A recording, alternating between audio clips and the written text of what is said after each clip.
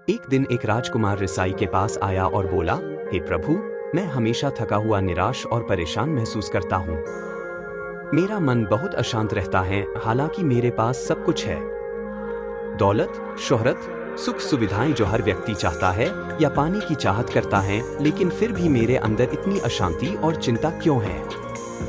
रिसाई ने उसकी बात बहुत ही ध्यान सुनी और कुछ सोचने के बाद कहा, तुम इस प्रश्न का उत्तर जानते हो, बस तुमने कभी इस प्रश्न को हल करने की कोशिश नहीं की है।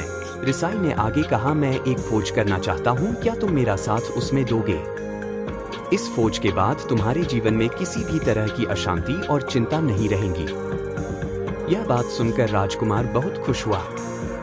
उसने रिसाई से कहा, बताइए मुझे क्या करना होगा, अपने मन के शांति के लिए मैं कुछ भी करने को तैयार हूँ।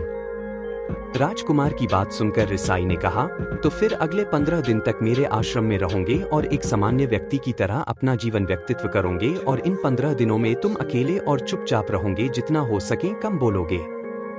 राजकुमार सहमत हो गया। पहले दिन राजकुमार को लगा कि उसका मन सामान्य से अधिक अशांत और विचलित है।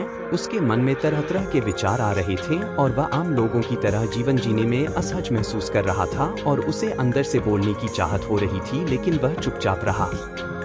उसके मुंह से एक शब्द भी नहीं निकला। अगले दिन वह वैसे ही पूरा दिन चुपचाप बैठा रहा।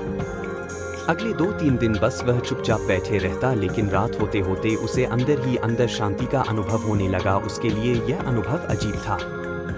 वह खुद से पूछ रहा था कि वह अंदर ही अंदर इतना खुश क्यों है। अगले दिन राजकुमार अकेला चुपचाप बैठा रहा और वह प्रकृति को निहारने लगा। वह पौधों को, फूलों को, आकाश में उड़ रहे पक्षियों को देख रहा था।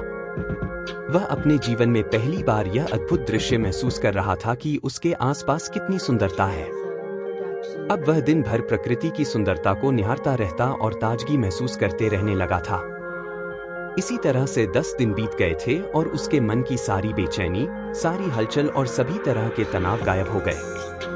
11वें दिन की सुबह राजकुमार फिर से एकांत में बैठ गया और कुछ ही मिनटों में उसकी आंखें अपने आप बंद हो गई और वह गहरे ध्यान में चला गया। वह पूरे दिन वहीं पर ध्यान लगा के बैठा रहा और गहरे ध्यान में डूबा रहा।